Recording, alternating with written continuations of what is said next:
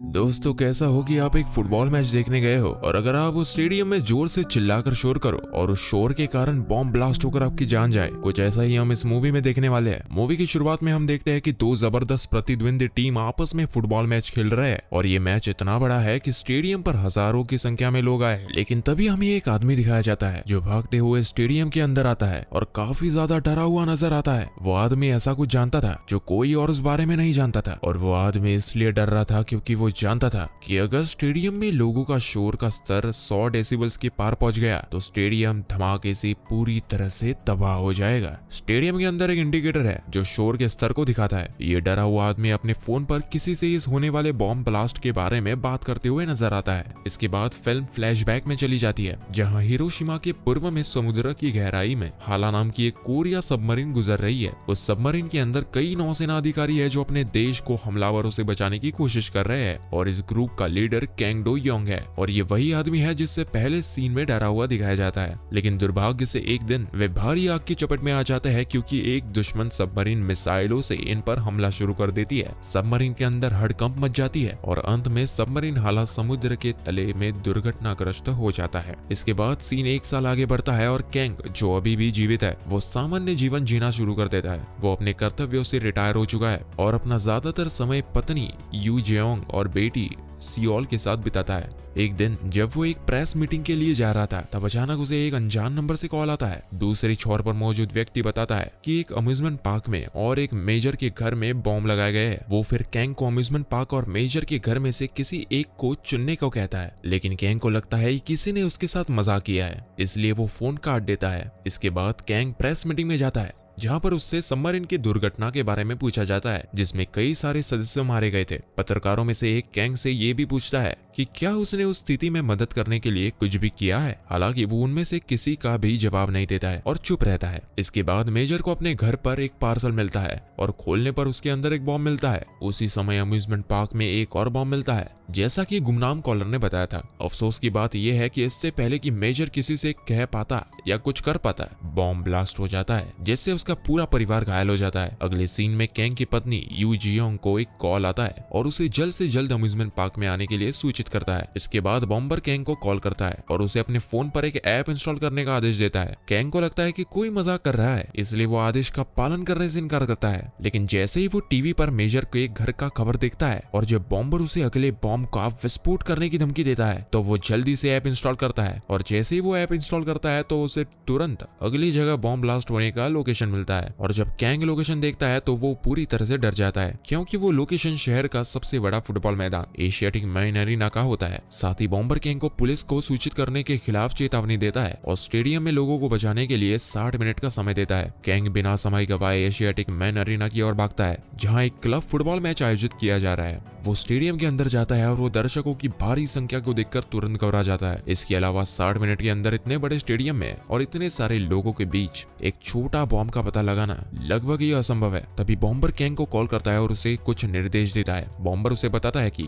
Bomb दरअसल आवाज पर काम करती है। अगर स्टेडियम में आवाज 100 डेसिबल तक पहुंच जाता है तो बॉम्ब एक्टिवेट हो जाएगा। बॉम्बर ये भी खुलासा करता है कि बॉम्ब दरअसल वीआईपी सेटिंग एरिया में है। वही इसी बीच एक रिपोर्टर है जिसका नाम ओडे है। वो कैंग की बॉम्बर से हो रही बातों को सुनता है। ओडे कैंग को पहचान जाता है कि ये वही सबमरीन का कैप्टन है जो डूब गई थी और पूछता है कि क्या सब कुछ ठीक है। जिसके बाद कैंग उसे सब कुछ बता देता है कि अगर लोगों ने ज्यादा शोर किया तो यहाँ स्टेडियम में बड़ा धमाका हो जाएगा। ये सुनकर ओडे पूरी तरह से डर जाता है और वो लोगों को नियंत्रित करने के लिए अलग अलग आइडिया सोचने लगता है। जब उसे कुछ समझ नहीं आता तो वो अपने मुंह को ढक लेता है और सीधे मैदान के अंदर घुस जाता है। ओडे का ये आइडिया कुछ समय के लिए काम कर जाती है और भीड़ शांत हो जाती है, लेकिन जल्दी उसे बाहर ले जाया जाता है और मैच फिर से शुरू हो जाता है। इस बीच कैंग अभी भी वीआईपी रूम की ओर भाग रहा था। दुर्भाग्य से उसी समय मैच पेनल्टी पर जाती है और एक खिलाड़ी गोल करता है। इससे भीड़ जोश में आ जाती है और आवाज का स्तर आसानी से 100 डेसिबल के पार हो जाता है, जिससे बॉम्ब तुरंत ही एक्टिवेट हो जाता है। इसके तुरंत बाद कैंग वीआईपी रूम के अंदर घुसता है और बॉम्ब को ढूंढने की कोशिश करता है और ढूंढते ढूंढते आखिरकार उसे बॉम्ब एक फिश टैंक के अंदर मिल जाता है। जिसके बाद कैंग फिश टैंक को तोड़कर बॉम्ब निकाल लेता है। जिसके बाद कैंग वीआईपी रूम में मौजूद सभी लोगों को वहां से जल्द बाहर जाने को कहता है। लोगों ने भी उसकी बात मानकर बिना कोई वक्त गवाए वहां से बाहर आ जाते हैं। हालांकि जब बॉम्ब के टाइमर पर केवल 5 सेकंड बचे थे तब एक बच्चा पीछे रह जाता है। जैसे ही कैंग उस बच्चे को देखता है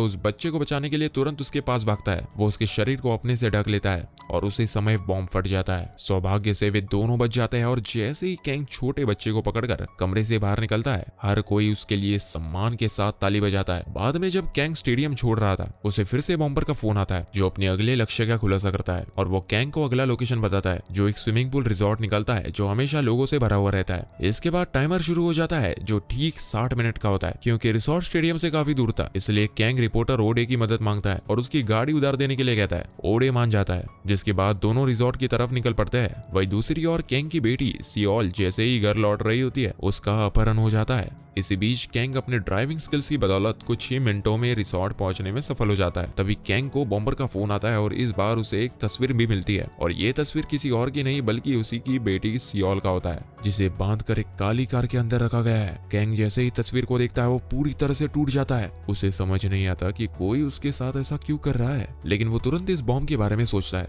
और उसे ढूंढना शुरू कर देता है। साथ ही वो ओडे को काली कार ढूंढने को कहता है जिसके अंदर उसकी बेटी को रखा गया है। इसके बाद कैंग इलाके के चारों ओर बॉम्ब की तलाशी शुरू कर देता है। उसे शक है कि पिछली बार की तरह इस बार भी बॉम्ब पानी के अंदर हो सकता है और उसका शक यकीन में बदल जाता है। बॉम्ब पानी के अंदर होता है, जिसके बाद कैंग तुरंत ही पानी के अंदर डाइव लगाकर बॉम्ब को डिफ्यूज करने की कोशिश करता है। वही दूसरी तरफ अम्यूजमेंट पार्क में उसकी पत्नी यू जियोंग एक बॉम्ब सूट पहनकर वहां पहुंच जाती है, जिसे हमें यहाँ पर पता चलता है कि उसकी पत्नी शहर के सबसे अच्छे बॉम्ब डिफ्यूजर में से एक है और इसीलिए उसे बुलाया गया है। लेकिन दुर्भाग्य से जब वो ध्यान केंद्रित करने की कोशिश कर रही होती है तो पास के एक अपार्टमेंट में रहने वाले एक कपल जोर से आवाज करते हैं, जिस वजह से बॉम्ब एक्टिवेट हो जाता है और घड़ी की टिक टिक शुरू हो जाती है। इस समय हमें दो स्थानों का सीन दिखाया जाता है, एक स्विमिंग पूल और एक अम्यूजमेंट पार्क का, जहां पति और पत्नी दोनों बॉम्ब को डिफ्यूज करने की कोशिश कर रहे हैं। दोनों जगहों पर स्थिति टेंशन भरी है। हालांकि जब टाइमर खत्म हो जाता है तो कुछ नहीं होता है। अम्यूजमेंट पार्क के अधिकारी मानते हैं कि ये एक शरारत है, लेकिन तभी कैंग को एक कॉल आता है जो उसकी पत्नी के पास टाइमर से जुड़ी होती है। अब दोनों एक दूसरे को सुन सकते हैं। यू जियोंग टाइमर के अंदर अपनी बेटी की तस्वीर भी देख सकती है, जिसके बाद बॉम्बर बोलता है और बताता है कि एक बड़ा विस्फोटक जमीन के नीचे रखा गया है जहां यू जियोंग खड़ी है। अगर वो चाहे तो अपनी जान बचा सकती है और वहां से दौड़ सकती है, लेकिन अगर वो ऐसा करती है तो उनकी बेटी सियोल की मौत होगी। कैंग जो दूसरी छोर से सब कुछ सुन रहा है, वो अपनी पत्नी से भाग जाने की विनती करता है, लेकिन वो एक इंच भी नहीं हिलती और थोड़ी देर के बाद एक बड़ा विस्फोट होता है जो यू जियोंग को कुछ मीटर दूर फेंक देता है। पार्किंग स्थल पर ओडे को उस काली कार का पता चलता है जिसे वो ढूंढ रहा था और वो किसी तरह दरवाजा खोल देता है, लेकिन जैसे ही वो ऐसा करता है एक छोटा सा धमाका होता है जिससे उससे मामूली चोटें आती है। कैंग भी घटनास्थल पर पहुंचता है, लेकिन कार के अंदर अपनी बेटी का कोई निशान नहीं पाता। अगले सीन में हमें आखिरकार सभी आतंकी हमलों के पीछे का मास्टरमाइंड दिखाया जाता है। वह पूर्व नौसेना टे सियोंग है जो उस हाला सबमरीन का हिस्सा था जिस पर हमला किया गया था। साथ ही उसका भाई भी उस सबमरीन में मौजूद था, लेकिन अफसोस उस हमले में उसके भाई को अपनी जान गंवानी पड़ी थी। इसलिए टे सियोंग सरकार और कैंग के मनमाने फैसलों का बदला लेने के लिए ये सब कर रहा है। वही शहर के चीफ ऑफिसर यांग हान को अम्यूजमेंट पार्क में हुए विस्फोट के बारे में बताया जाता है। उसे ये भी बताया जाता है कि बॉम्ब डिफ्यूजर यू जियोंग अभी भी जिंदा है। क्योंकि वो जिंदा है इसलिए यंग हान सोचता है कि बॉम्बर यू जियोंग के पास जरूर जाएगा। इसलिए यंग हान अपने ड्राइवर से तुरंत ही अस्पताल ले जाने के लिए कहता है, लेकिन इससे पहले कि वो पहुंच पाते टे सियोंग यू जियोंग के मेडिकल रूम में घुस जाता है और वहां मौजूद सिक्योरिटी गार्ड को मार देता है। दूसरी ओर कैंग और ओडे एक पूर्व नौसेना अधिकारी से मिलने जाते हैं और टे सियोंग के ठिकाने के बारे में पूछताछ करते हैं, जिसके बाद वो व्यक्ति उन्हें एक पता देता है, जिसके बाद दोनों उसे ढूंढने निकल जाते हैं। थोड़ी देर बाद कैंग टी सियोंग के घर में घुस जाता है और उसे बहुत सारी सामग्री बिखरी हुई मिलती है। ये वही सामग्री है जिनका इस्तेमाल बॉम्ब बनाने में किया जाता है। ठीक उसी समय कैंग को टी सियोंग का फोन आता है जो उसे अपने अन्य सह अधिकारियों की मौत के लिए जिम्मेदार ठहराता है। कैंग खुद को सही ठहराने की पूरी कोशिश करता है, लेकिन टे सियोंग नहीं सुनता है और आदेश देता है कि वो उसे मेस्ट होटल में मिले। इसके बाद टे सियोंग डॉक्टर के कपड़े पहनकर खुद को डॉक्टर बताते हुए यू जियोंग को व्हीलचेयर में बिठाकर रूम से बाहर ले आता है। उसी समय चीफ ऑफिसर यंग हान भी वहां पहुंचता है, लेकिन वो टी सियोंग को पहचानने में असफल रहता है। इसके बजाय वो सीधा यू जियोंग के कमरे में जाता है और अपने गार्ड को फर्श पर मरा हुआ पाता है, जिसके बाद वो अपने ड्राइवर को टी सियोंग के बारे में बताता है और उसे ढूंढने का आदेश देता है। वो उसे बताता है कि टी सियोंग एक औरत के साथ भाग गया है, जिसके बाद उसे पता चलता है कि लिफ्ट में जो शख्स उसके साथ मौजूद है वही टी सियोंग है। इसके बाद दोनों के बीच जबरदस्त लड़ाई हो जाती है, लेकिन इस लड़ाई में उसकी मौत हो जाती है, जिसके बाद टी सियोंग यू जियोंग को वहां से लेकर भागने में सफल हो जाता है। इसके बाद कैंग यंग हान को फोन करता है और उसे पूरी स्थिति के बारे में बताता है। साथ ही वो टी सियोंग के घर से मिली बॉम्ब से जुड़ी सामग्री के बारे में भी बताता है। जल्दी कैंग और ओडे मेस्ट होटल पहुंचते हैं और टी सियोंग की तलाश शुरू करते हैं, लेकिन इसी बीच वे सियोल को एक सोफे पर विस्फोटों से ढकी एक जैकेट पहने हुए सोते हुए पाते हैं। इसी बीच यंग हान और उनकी टीम टी सियोंग के घर का निरीक्षण करती है और उन्हें पता चलता है कि बॉम्ब्स के अलग अलग चिप्स से जुड़े हुए हैं और उन्हें डिफ्यूज करना मुश्किल है। वहीं दूसरी ओर टे सियोंग एक बॉम्ब से लिपटी हुई जैकेट पहनकर मिस्ट होटल में हो रहे सेमिनार में घुस जाता है और वहां मौजूद लोगों से बात करना शुरू करता है। जैसे ही कैंग टे सियोंग की आवाज सुनता है, वो तुरंत सेमिनार हॉल में पहुंच जाता है और उसका सामना करता है। कैंग बॉम्बर को शांत करने की पूरी कोशिश करता है, लेकिन कोई फायदा नहीं होता है, बल्कि गुस्से में टे सियोंग अपने भाई की और कई अन्य अधिकारियों की मौत के लिए कैंग पर ही आरोप लगा रहता है और उसे ही जिम्मेदार ठहराता है। इसके बाद हमें फ्लैशबैक में ले जाया जाता है, जहां सबमरीन हालाको समुद्र की तलहटी में फंसे हुए 11 दिन हो चुके हैं, जहां टे सियोंग अपने भाई से बात करते हुए बोलता है कि उसे कप्तान कैंग पर पूरा भरोसा है और कप्तान कैंग उन्हें जरूर बचाएंगे। ठीक उसी समय कैंग को हेडक्वार्टर से एक टेलीग्राम संदेश आता है,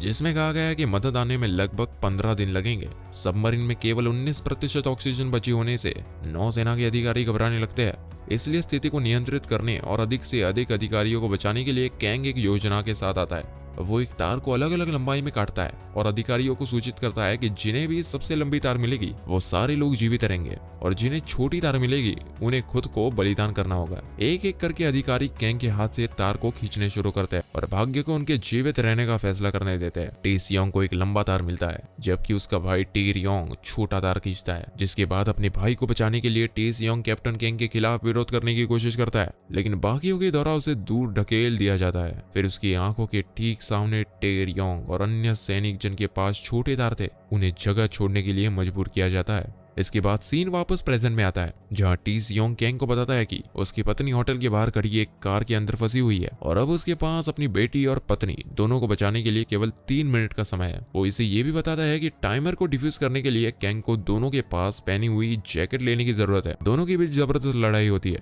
लेकिन अंत में यंग हान आता है और टी सियोंग को गोली मार के मार डालता है। इसके बाद केवल 90 सेकंड बचे होने के साथ कैंग मिस्ट होटल की सबसे ऊपरी मंजिल से कूद जाता है और अपनी पति तक पहुंचने में कामयाब हो जाता है। इसके बाद वो समय रहता बॉम्ब को डिफ्यूज कर देता है और उसे बचा लेता है, लेकिन इस समय तक टाइमर पर केवल 23 सेकंड बचे होते हैं। इसलिए किसी और चीज की परवाह किए बिना वो बिल्डिंग के अंदर कार चलाता है और अंत में अपनी बेटी के पास पहुंचता है। फिर वो कार से बाहर निकलता है और बॉम्ब फटने से ठीक पहले उसे डिफ्यूज कर देता है। अंतिम सीन में कैंग अपनी गलती स्वीकार करता है और मीडिया के सामने मृत अधिकारियों की जिम्मेदारी लेता है। वो बताता है कि ये घटना उसके मूर्खतापूर्ण फैसलों के कारण हुई है और उसे अधिक समझदारी से काम लेना चाहिए था। फिल्म के अंत में हम देखते हैं कि कैंग मृत सैनिकों की कब्रों पर जाकर उन्हें अंतिम श्रद्धांजलि देता है।